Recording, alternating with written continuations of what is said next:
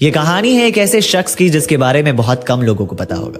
एक बार की बात है, रमेश नाम का एक जवान जिसकी पहली पोस्टिंग सिक्किम के लिए हुई थी। वो जिस ट्रेन से जा रहा था उस ट्रेन में सभी आर्मी के जवान थे, लेकिन उसकी बोगी पूरी खाली थी सिवाय उसके। और उसके सामने वाले सीट के नीचे 2 बैग रखे हुए थे जिसके बारे में रमेश को बिल्कुल भी नहीं पता था।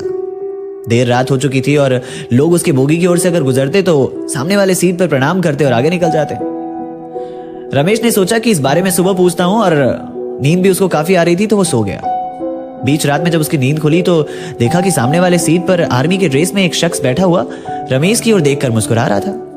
रमेश भी मुस्कुराया और पूछा कि इस सीट पर लोग प्रणाम क्यों कर रहे हैं। तो सामने वाले शख्स ने कोई जवाब नहीं दिया, वो पहले की भांति मुस्कुरा रहा था। रमेश को थोड़ा अजीब लगा और वो वापस से सो गया। और अचानक से जब उसकी आंखें फिर से खुली तो देखा सामने कोई था ही नहीं। ये देखकर रमेश थोड़ा डर गया और इस वजह से उसको पूरी रात नींद नहीं आई। अगले सुबह उठा तो सबसे पहले उसने यही सवाल सबसे किया कि मेरे सामने वाले सीट पर ऐसी ऐसी चीजें हुई। तो लोगों ने बताया कि ये सीट बाबा हरभजन सिंह की है।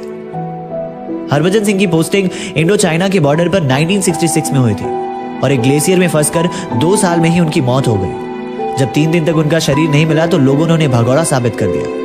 फिर एक रात वो अपने दोस्त के सपने में आए और अपने शव के बारे में बताया। जब सोल्जर्स ने इस बारे में पता लगाया तो उनका पार्थिव शरीर बिल्कुल उसी जगह से मिला। हरभजन सिंह पिछले 40 साल से इंडो चाइना के बॉर्डर पर भारत की रक्षा करते आए हैं। अगर दुश्मन देश में कोई भी प्लानिंग चलती तो इस बात की खबर वो इंडिया को सबसे पहले दे दिया करते। यहाँ तक कि आज भी बाबा हरभजन सिंह की बिस्तर लगाई जाती और हर सुबह उस बिस्तरों पर सिलवटें पाई जाती और उनके जूतों में कीचड़ पाई जाती। और हर साल 2 महीने के लिए उन्हें गांव जाने की छुट्टी भी मिलती और उनका सारा सामान रेलवे स्टेशन से सैनिकों के द्वारा उनके गांव तक पहुंचाया जाता। इस वजह से लोगों ने उन्हें बाबा की उपाधि दे दी और उनके नाम का एक मंदिर भी बनवाया। और यह भी कहा जाता है कि अगर सीमा पर कोई भी जवान अनुशासन में नहीं रहता तो बाबा हरभजन सिंह उन्हें सजा भी देते, और अगर किसी जवान की गलती से आंखें लग जाती तो उन्हें थप्पड़ मार के जगाया भी करते। जब ये सारी बात रमेश को पता चली तो रमेश काफी अचंभित सा हो गया। वो अपने बंकर पहुंचते ही सीधे बाबा के मंदिर पर पहुंचा और वापस से वो सारी बातें याद करने लगा जो जो चीजें उसके साथ ट्रेन में हुई थी।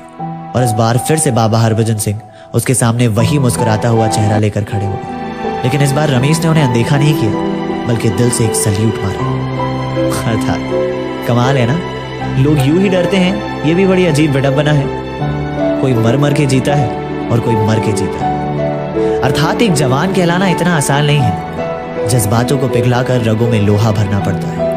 एक जवान होना जैसे पत्थर में जान होना। कभी ठंड में ठिठुर कर देखना, कभी तपती धूप में जल कर देखना कैसे होती है हिफाजत मुल्क की, कभी सरहद पर चल कर देखना। We really proud on you, Indian Army. जय हिंद।